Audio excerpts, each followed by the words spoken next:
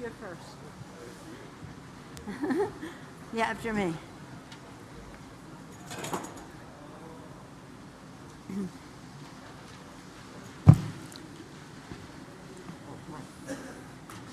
Good afternoon, everyone. It is really an honor to be here with our distinguished delegation from the House of Representatives. I want them all to stand so you can see who they are. Congressman Earl Blumenauer, McCollum, Pingree, Keating, Bonamici, Brownlee, Huffman, Lowenthal, Beyer, Boyle, Espaillat, Caston, Escobar, Ocasio-Cortez, Levin, Neguse. Thank you all for being here. Today we will hear, and that's an applause line in case you didn't know. And we can applaud ourselves. We can applaud ourselves. This is a delegation that is so full of knowledge on the subject, determination to get the job done, holding it as a value, and again, with the beautiful diversity of our country. I'd like to acknowledge our panelists who you'll be hearing from: Congressman Frank Pallone of the Energy and Commerce Committee, Eddie Bernice Johnson, Chair of the Science, Space, and Technology Committee, Gregory Meeks, Foreign Affairs, Raul Grijalva, Natural Resources, Kathy Castor, the Select Committee on Climate. It is a very important meeting for the world. We know that, and we come here equipped, ready to take on the challenge, to meet the moment. In Madrid for COP25, it was my privilege to address the Climate Vulnerable Former Partners Leaders event for Action for Survival. You see now, barely 2 years later, the importance focused on the vulnerables. That time we heard from those climate vulnerable communities as they gave us an early sounding. They had been doing it for years, but another early sounding that we would hear this year when the UN told the world that we face code red for humanity because of the climate crisis. Our congressional delegation comes here after advancing fresh from advancing legislation to Build Back Better for Women, which represents the most ambitious and consequential climate and clean energy legislation of all time. The nearly $1 trillion investment recognizes the interconnectedness of climate change and gender justice, which we talked about this morning. Let me just tell you what is in the bill, and then we'll get to our colleagues, and some of this I'll tell you in Q&A. Our legislation is far-reaching, ensuring that future economy is greener and cleaner. That means $250 billion in clean energy tax credits to develop and deploy the latest and future generations of clean power. That means over $100 billion in addition for resilience, including climate-smart agriculture and nature-based climate solutions. Another $100 billion toward local and region-led climate solutions, recognizing that women are leading the way, and over $222 billion for environmental justice as part of President Biden's Justice 40 pledge, long overdue for the health and economic vitality of those who have suffered from pollution and environmental injustice. It advances President Biden's goal to fulfill our commitments in the Global Methane Pledge and Breakthrough Energy Pledge, and we're very, very honored that we are represented on a full-time basis here by Special Envoy John Kerry. Now, let me just say this. In addition to all of this, there's a whole section of hundreds of billions of dollars for how we can enable everyone to participate in the economic prosperity that will flow from this, whether it's universal pre-K and child care, child tax credit, family and medical leave, which we hope will stay in the bill, the issue that relates to home health care. All of these things enable families, whether it's dads or moms, but largely moms, to be in the workplace. That's why we say Build Back Better with Women. It has to be different. Let me just now just say that led by our delegation, the United States Congress is showing the world true climate leadership. We're proud of our president, He was one of the first people in Congress in 1986 to introduce legislation to address the climate crisis. He takes great pride in that. He's worked on it ever since, and now in the lead as President of the United States. He knows, as we all do, this is all about the children leaving a world where they can be healthy, more secure, and more in reach of their fulfillment. With that, I'm now pleased to yield the floor, as we say in Congress, to the distinguished chair of the House Committee on Energy and Commerce. They say of that committee, if the sun shines on it or not, whatever it is the purview of the Energy and Commerce Committee. Mr. Chairman, you can do there. Thank you.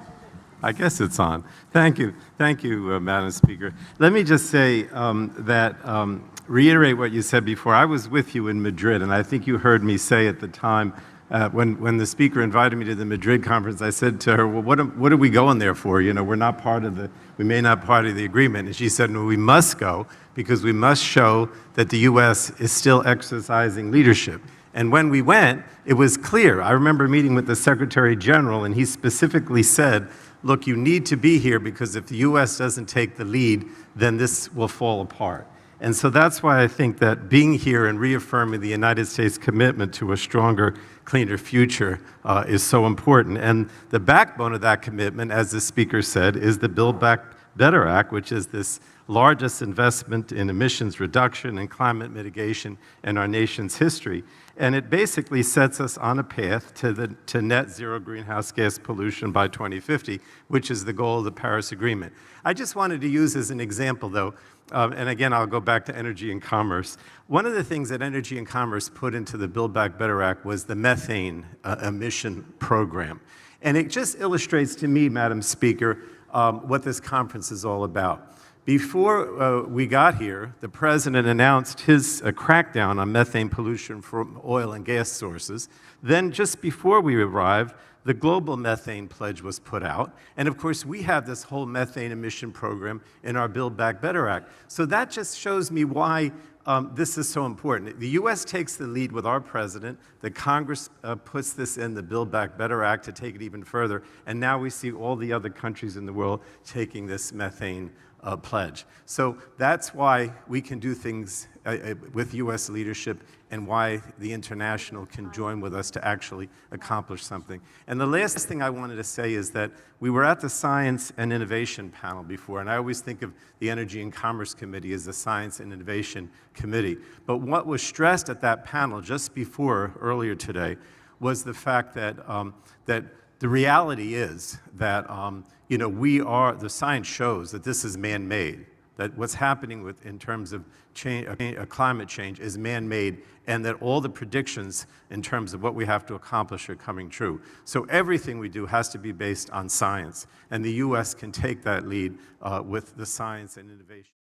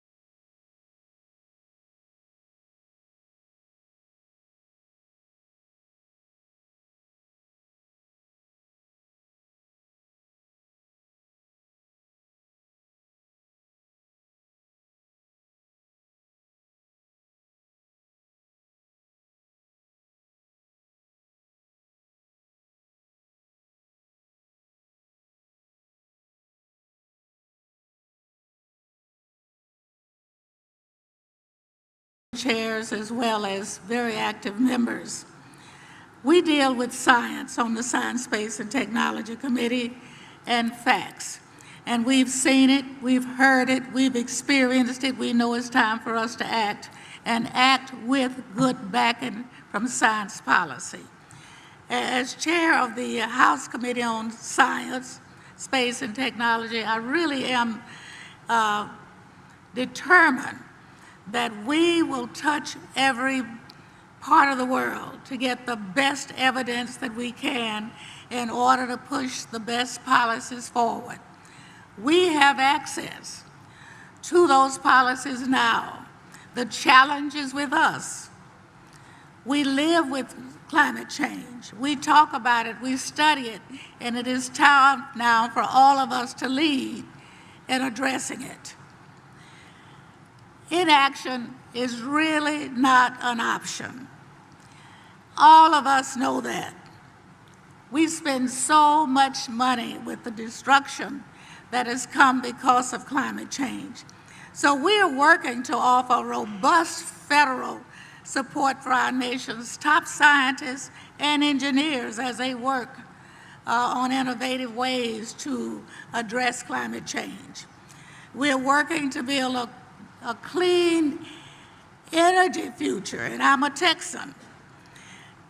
And I have not found too many educated people in Texas, though they might not be as many as other states, that's against climate change. We have people working at all levels. And so I look forward to addressing our priorities after we leave this conference. We brought as much knowledge as we're going to take, but it reinforces us. We know the time is now, and we will not slacken on our responsibility. I now would like to present to you one of the greatest chairs of the House. He is chair of the House Foreign Affairs Committee, Mr. Gregory Meeks of New York. Thank you, Chair. I also want to thank our Speaker for not only being here, but being in the forefront and talking about climate change back when she first started in the United States Congress, being visionary and continually to push us, no matter what committee we're chairing, push us to make sure that climate is at the very front of our issues, because it deals with national security, but it also deals with leadership. And as you've heard the President of the United States talk about America's back, well, what does that mean? If America's back by itself, America has to show that we can lead by bringing people together. And so one of the things that we're focused on in the House Foreign Affairs Committee is making sure that we have climate diplomacy. It is diplomacy that is important, that we need to work with all of the countries around the world. So we need to talk to our missions all over the place, working with the State Department so that they have a specific charge within the missions to talk about and to work with countries, whether they be small island states, whether they be people that are indigenous to the land, whether they be folks of African descent, that they are all having voices, not just talk to, but having voices at the table to make a difference. We also are focused on resiliency, because some of these small island states, if we don't have dollars and focused on leading in resiliency, they won't be here. And so we're looking at resiliency. We've got bills that are going to come through, because in every aspect of the Foreign Affairs Committee that will make sure that we're addressing deforestation, black carbon, electronic waste, and of course, trying to make sure we also deal with the Arctic, the Caribbean, resilience, and energy security.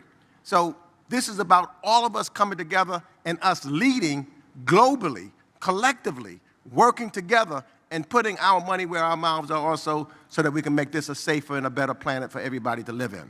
I now have the honor to introduce an individual who has been working hard and has been a voice for indigenous people all over the world, as well as a strong voice for the state of Arizona, and leading and working, and that is the chair of the House Natural Resources Committee, the Honorable Raul Garrella. Thank you very much, Mr. Chairman, and thank you, Madam Speaker, and to all my colleagues that are here with us, not necessarily in a chair capacity, but every one of them, leaders in Congress on the very critical and life-altering issue of climate change. You know, one of the panelists today on the session on gender equity said something that I thought was very profound. She said that as those in the highest levels and others that are forgotten shouldn't be forgotten. And I think that recurrent call, not here at this conference, but for equity and attention to all people, women, the poor, indigenous communities across the globe, struck me as a very profound way to frame the issue of climate change that we're all facing.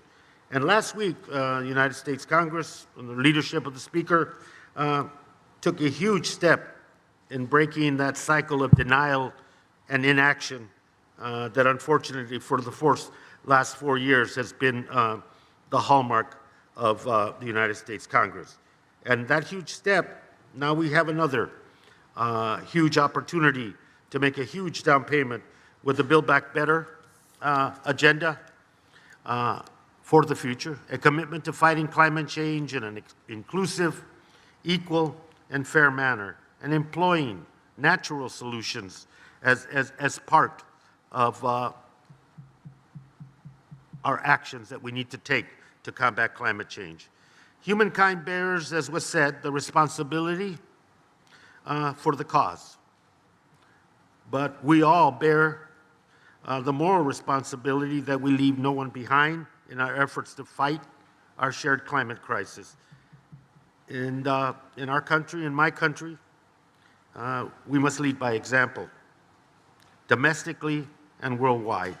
And I think that is the agenda, and that is what we need to do moving forward.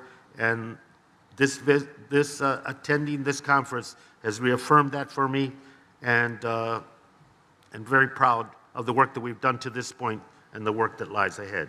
Let me introduce Chair Kathy Castor, House Select Committee on Climate Crisis, who has provided to Congress a blueprint, an agenda, and a way forward. With that, let me introduce Chair Castor. Thank you. Well, America is back. America is back, and we are ready to lead on solving the climate crisis. And thanks to Speaker Pelosi and House Democrats, the United States Congress is poised to pass the largest investment in clean energy and climate solutions in the history of America. You all may have been following a little bit of the drama out of Washington, D.C., but it was just a few days ago that the House passed the Infrastructure Investment and Jobs Act and took the first step towards passage of the Build Back Better Act. This is historic.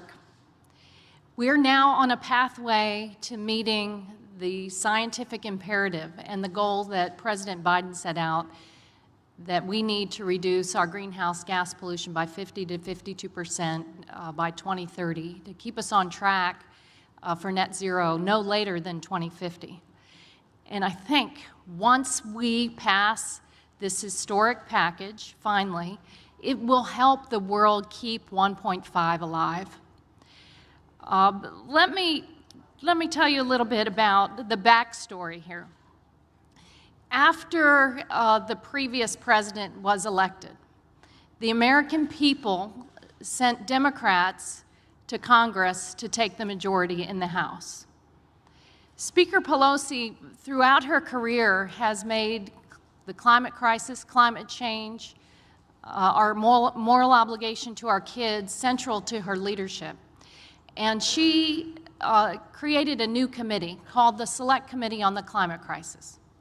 She appointed a number of brilliant members from all across the country. I'd like them to stand. Sean Casten, Julia Brownlee, Mike Levin, Suzanne Bonamici, Jared Huffman, Joe Neguse, Veronica Escobar, Don McEachin. Together with our professional staff, we took that time after the previous president took us out of the Paris Climate Accord to get to work, to begin to ask stakeholders all across America, all across the world, for a plan of action to help us on a pathway to meet our scientific goals. We reached out to youth activists. That was our first hearing, but brought together scientists, business leaders, innovators, the faith community, tribal, indigenous communities, the brilliance of our members all across the Congress, and hammered out an action plan for the U.S. Congress to help us solve the climate crisis. It was described after it was released as the most well thought out and detailed plan for solving the climate crisis that has ever been part of U.S. politics. So when President Biden was elected, we had a plan. And it was informed by people all across the globe. We followed the science, and that's what you see now in this historic package of Build Back Better. Because President Biden now being elected, providing that level of ambition that we needed to reclaim our mantle of leadership in the world was absolutely vital. That plan altogether will create millions of jobs, it will lower costs on consumers, and it will strengthen our communities. It is a plan that is built upon a foundation of equity and fair labor standards. If you look throughout the policies that are embedded there, that reflect the entire economy, because every committee chair here, in essence, oversees a portion of the economy. Every policy has equity at its core, because we know that there are people, many of our neighbors across America, that have been disproportionately burdened by pollution and the impacts of the climate crisis. So we have an opportunity now to build back better, and that's what we intend to do. And President Biden has said we better get to work. We're running out of time. This is the decade of action, as he has said. This is our moment. So the Congress is ready to deliver for the American people, and then we intend to share these solutions to the world. Thank you very much. Thank you. Thank you all to our distinguished chairs. Seeing how they anticipated many of your questions and understanding that this room is in great demand and has to be cleaned up in between, we won't have, depending on the length of the question and the length of the answer, we won't have time for many questions. Did you have a question? Hi, Dan Zach from the Washington Post. Madam Speaker, how confident are you, or what is the likelihood that the House will pass the reconciliation bill the week of November 15th? And then for any representatives, President Obama spoke yesterday about Congress inhibiting the boldest kind of action, even when Democrats are in a slim majority or when Republicans are in control. Do you see Congress ever evolving to the point where it can fully meet the boldness required when a Democratic president is in power to address this issue? Thank you. Well, thank you very much for your question. Yes, we intend, that is our plan, to pass the bill the week of November 15th, as is indicated in our statements that were made at the time of passing the infrastructure bill, and we're very proud of that.